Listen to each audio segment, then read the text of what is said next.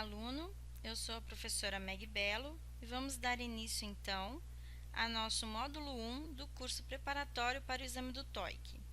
Nessa aula vamos trabalhar os sufixos e prefixos. Na parte 5 do exame, nós teremos 40 questões de gramática de múltipla escolha. Mais da metade dessas questões envolvem questões de vocabulário. Existem dois tipos de exercícios que são cobrados na prova para avaliar o nosso vocabulário. Onde teremos uma oração com espaço e 4 opções da mesma palavra em classes gramaticais diferentes. Então, vamos dar uma olhada no exemplo. I received an espaço to go to Jane's party. As alternativas têm as seguintes opções: a palavra inviting, que é o gerúndio, invitation, que é o substantivo, invited, que é um particípio, e invite, que é o verbo. Quando eu analiso a sentença, eu percebo que antes do espaço eu tenho um artigo. Logo, depois dele, eu teria duas possibilidades de resposta: ou um substantivo ou um adjetivo seguido de um substantivo. Como depois do espaço eu não tenho um substantivo, isso significa que esse artigo aí na frente vem acompanhando um substantivo e não um adjetivo. Logo, a minha resposta certa é a B, invitation. Eu recebi um convite para a festa da Jane. O outro tipo de exercício é o exercício de sinônimos, onde nós vamos trabalhar com palavras que têm a mesma tradução, porém significados diferentes. Então, o que vai determinar qual é a palavra que eu vou usar é o contexto da oração. Então, eu digo, the bus, espaço, is very expensive. As alternativas eu tenho the bus fee, bill, fare ou tax. Qual vai ser a resposta correta? Fare. Por quê? Fare é tarifa, então the bus fare is very expensive. A palavra fee é taxa, bill é conta e tax significa imposto. Então, embora todas elas pareçam a mesma coisa, dentro de um contexto, elas têm tradução diferente. Bom, quando eu trabalho com formação de palavras, eu também tenho que pensar não só em sufixo, mas também em prefixo. E os prefixos em inglês, na maioria das vezes, são usados para fazer o antônimo, o oposto da palavra. Por exemplo, like, gostar, dislike, não gostar. Os prefixos mais comuns em inglês são miss, this, in, im, an e i. Então, aqui nós temos o verbo understand e misunderstand, entender e mal entender. O verbo agree, disagree, concordar, discordar. O adjetivo different e indifferent, diferente e indiferente. Polite, educado, impolite, mal educado.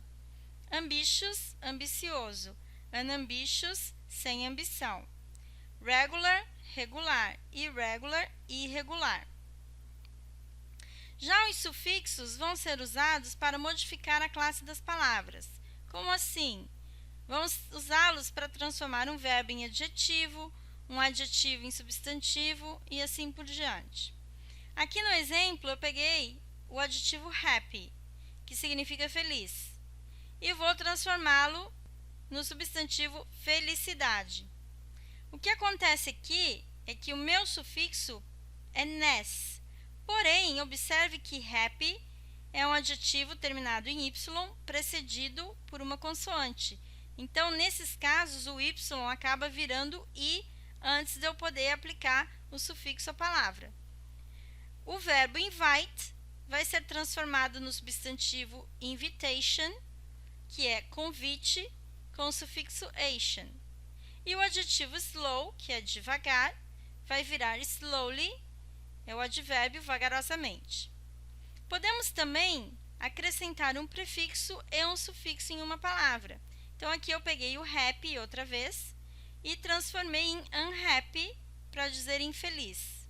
E happiness, felicidade.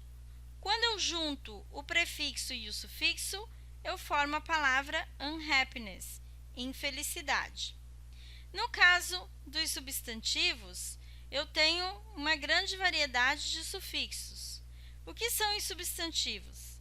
Os substantivos são palavras que dão nome a coisas, lugares, conceitos e pessoas. Em inglês, eles são classificados em concretos ou abstratos e também em contáveis e incontáveis, mas a gente vai falar disso um pouquinho mais para frente. Então, vamos dar uma olhada nos meus substantivos e nos seus sufixos. Information, freedom, university, intelligence, acceptance, childhood, sadness, delivery, friendship, aptitude, racism, democracy, psychology, experiment.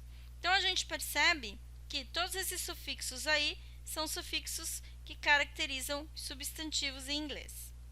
A maioria dos substantivos que aparecem na prova do TOEIC são os substantivos abstratos, e a gente tem que tomar muito cuidado com eles, porque normalmente substantivos abstratos eles são considerados incontáveis em inglês, uncountable. Então, o verbo que os acompanha necessariamente deve estar no singular. Bom, adjetivos. O que são adjetivos? Adjetivos são palavras que modificam os substantivos. Então, os adjetivos em inglês têm algumas características bem diferentes dos adjetivos em português. Primeiro, que ele não pode se deslocar na oração. Por exemplo, ele é um bom menino, ele é um menino bom. Ele também não vai ter singular e plural. O adjetivo em inglês ele só existe na forma de singular. E ele também não vai variar em gênero, ou seja, não vou ter uma palavra para o masculino e uma palavra para o feminino. Então, eu digo, she's a good girl, ela é uma boa menina. He's a good boy, ele é um bom menino. They are good children, eles são boas crianças. Então, você vê que bom, boa e bons é representado pelo adjetivo good. Aqui nós temos uma lista, né, dos adjetivos e os seus sufixos. Delicious, complicate, normal, tiring, tired, comfortable, responsible, selfish, fragile, basic, historical, artificial, sensory, creative, careless, friendly, careful. Então, temos que ter bastante cuidado e memorizar bem os nossos sufixos para podermos decidir, na hora de escolher a alternativa, qual é aquela que melhor preenche o espaço na hora do exame na parte 5.